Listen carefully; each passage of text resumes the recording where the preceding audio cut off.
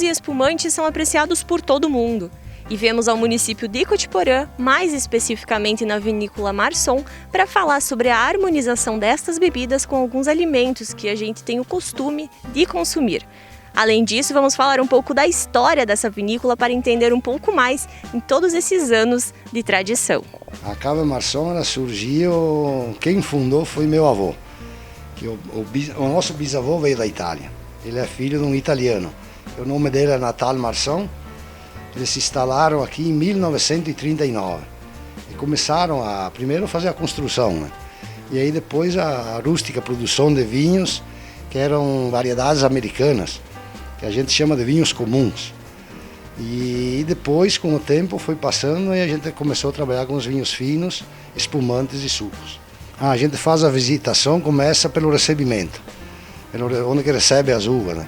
E depois vai passando pela vinícola, onde mostra como que é feita a fermentação, como é feita a estocagem dos vinhos, como que eles são tratados antes e depois de todo esse processo. Então é feita a filtragem, vai pelo engarrafamento e a gente faz toda essa rota aí com eles.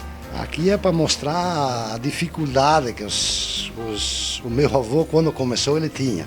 Por exemplo, não tinha energia elétrica. Esse é um gerador que se fazia a luz tocada com água, né? Aí depois todo o maquinário, que era mais antigo, né? Era tudo de ferro, não existia aço inox, para mostrar para o pessoal como que começou aquela época. Hoje tem mais tecnologia, por exemplo, a máquina antes já se chama desengaçadeira. Então ela separa o cacho da casca, né?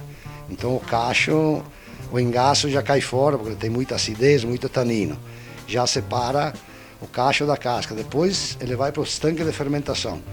Aí já são usadas leveduras selecionadas, né? Não é as leveduras selvagens que vem da lavoura. Aí já melhora a qualidade do vinho também. E o sistema de refrigeração. Os vinhos são refrigerados, não deixa passar de 30 graus centígrados, porque passando de 30 ele pode perder bastante aroma ou parar a fermentação, né? As prensagens também são com prensas pneumáticas. O processo é todo diferente, né? A gente trabalha com a variedade, os tintos, Cabernet Sauvignon, Merlot, Anchelota, Petit Verdot, Alicante, e os brancos Chardonnay e Riesling. Isso são todos nomes de uva, todas as variedades. E cada tanque é um tanque e cada garrafa também usa no rótulo só a variedade que consta no rótulo, né? Não pode ser a mistura de duas. Aí já, se é a mistura, já vira uma assemblagem, né? Já tem que escrever no rótulo assemblagem, corte de duas uvas, né? Nós estamos no interior, seria a linha Frei Caneca, no quilômetro 16, no município de Cotiporã, né? Bom, primeiramente a gente tem que entender mais ou menos o princípio da harmonização. A harmonização ela vem como uma forma de tu conseguir casar os sabores do alimento com os sabores do vinho, as características predominantes. Quando a gente vai apreciar algum prato, a primeira mordida, a primeira garfada, ela tende geralmente a ser mais saborosa que as demais, porque o nosso paladar vai saturando conforme a gente vai comendo o nosso prato. O vinho ele vem, além de para limpar o nosso paladar, então cada mordida ela ser como se fosse a primeira, os componentes dele servem para casar ou serem totalmente o oposto dos alimentos, de forma a complementar e essa experiência gastronômica ser ainda mais agradável. Então, iniciando com a nossa linha de espumantes, nós trabalhamos tanto com o espumante Brut, que é o espumante seco, quanto o espumante Moscatel, que ele tem a característica de ser doce.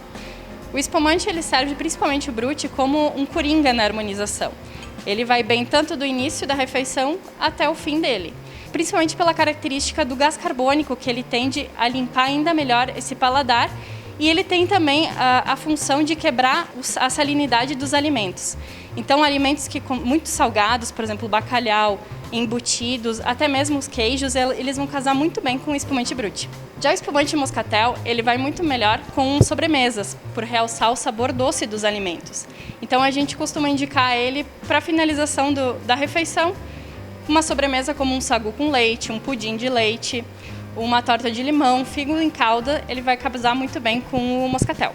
Depois a gente tem, seguindo na nossa linha, a linha de vinhos jovens Vale da Ferradura, temos o Chardonnay, que é um vinho branco, fresco, refrescante, com uma acidez pronunciada e aromas cítricos, que vai casar muito bem com alimentos leves, como por exemplo carnes brancas, carne de peixe, carne de frango, quanto alimentos mais com um sabor mais pronunciado de queijo, por exemplo massas com molho branco, fondue de queijo, risoto 4 queijos, vai poder harmonizar muito bem com o vinho Chardonnay. Seguindo a nossa linha, nós temos a linha reserva, são vinhos com um pouco mais de corpo, que ele é um vinho com passagem em barrica de carvalho, corpo médio, taninos redondos e uma acidez levemente pronunciada. Ele é um vinho que vai casar muito bem com molhos vermelhos, principalmente por casar essa acidez do tomate, ele dá uma equilibrada e dá uma limpada também nessa acidez que é bem pronunciada desses molhos. Ele vai casar muito bem também com carnes grelhadas, carnes assadas que não sejam muito gordurosas e vai casar também muito bem com molhos densos e cremosos, como é, por exemplo, o molho madeira e o molho fungo. Passando então para carnes mais encorpadas, carnes gordurosas, a gente aconselha um vinho mais estruturado e com um corpo mais pronunciado, como é, por exemplo, o nosso Cabernet da linha Família, que ele é um vinho mais potente, ele tem taninos bem redondos, bem firmes e tem uma passagem por barrica de carvalho que vai pronunciar a madeira tanto no aroma quanto no paladar. Então ele é mais indicado para essas comidas mais pesadas, mais saborosas, fortes em pimenta, por exemplo, também. Porque os taninos, além de limpar, eles vão realçar o sabor a cada nova mordida.